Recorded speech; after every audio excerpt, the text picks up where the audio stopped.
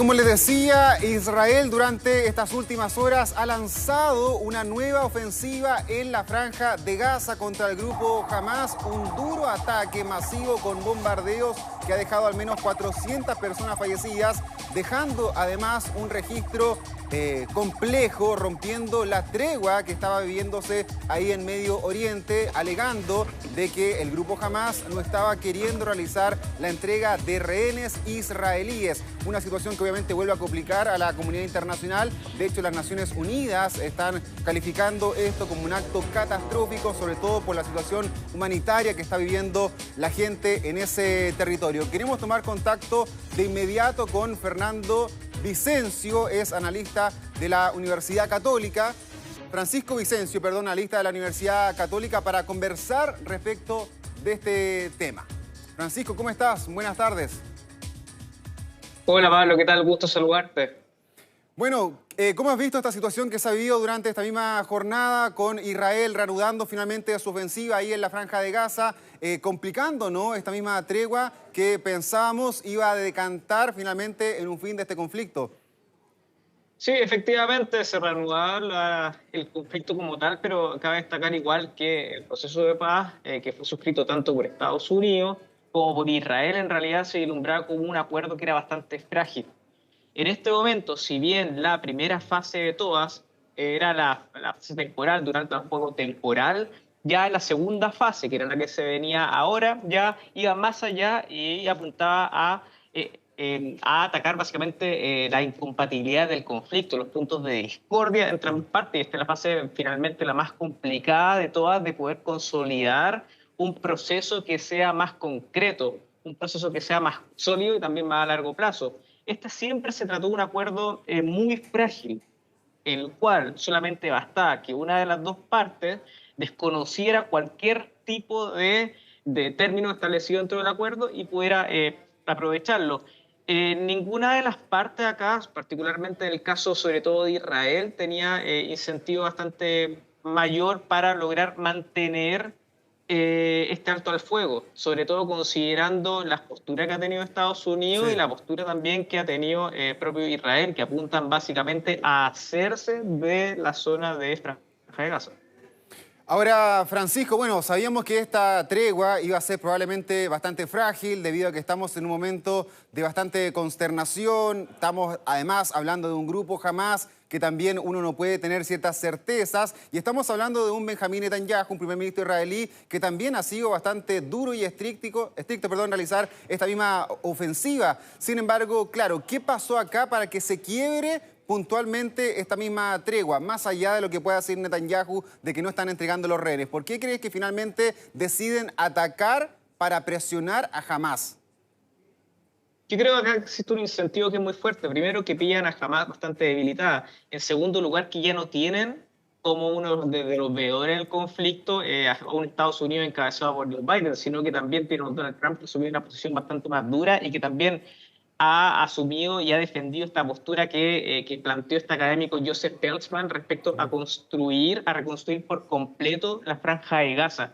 Y Sí. yo creo que la postura estadounidense, la postura israelita, secundada por la postura estadounidense, apunta a eso, básicamente, a definitiva tratar de desterrar a la población.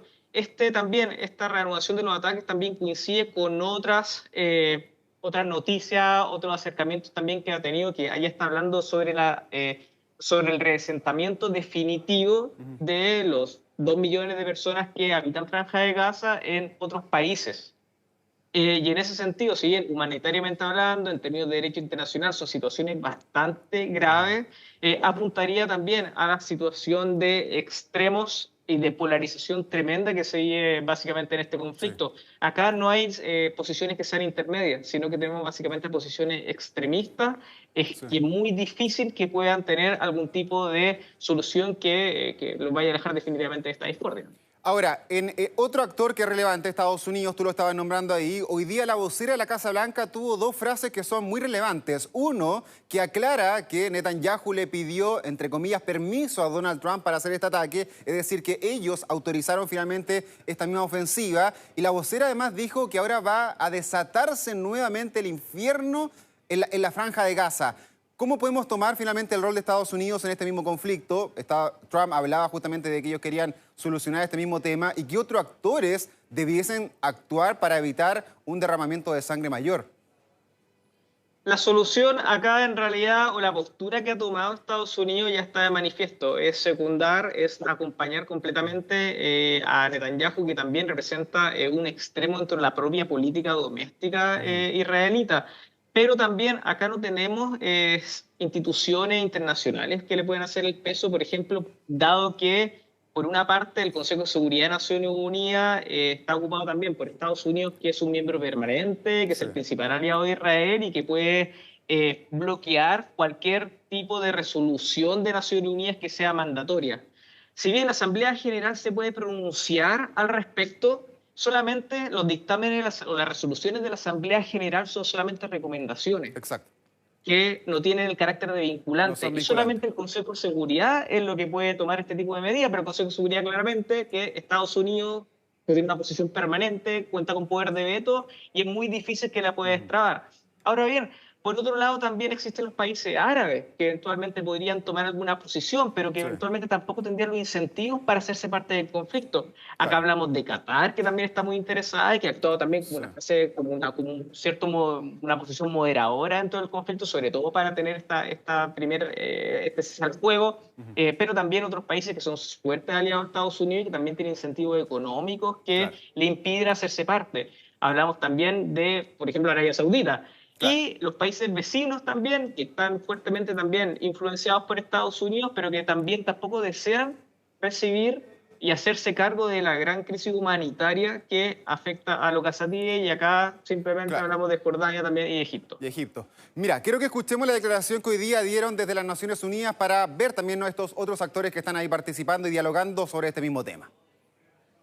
El secretario general está consternado por los ataques aéreos israelíes en Gaza, en los que ha muerto un número significativo de civiles. Hacemos un enérgico llamado para que se respete el alto al fuego, se restablezca la asistencia humanitaria sin trabas y se libere incondicionalmente a los rehenes restantes.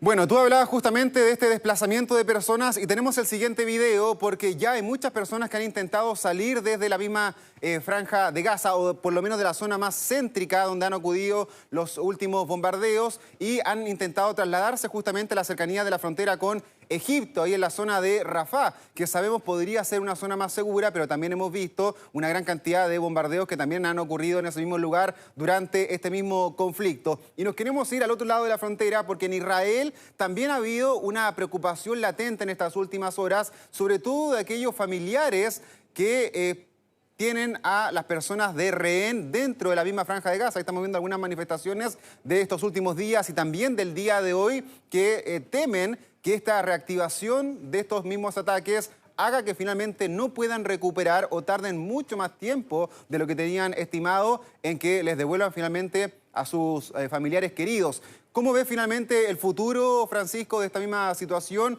de si estamos más lejos ahora de poner un fin a la guerra o crees que esta presión va a incentivar a que las partes se vuelvan a negociar?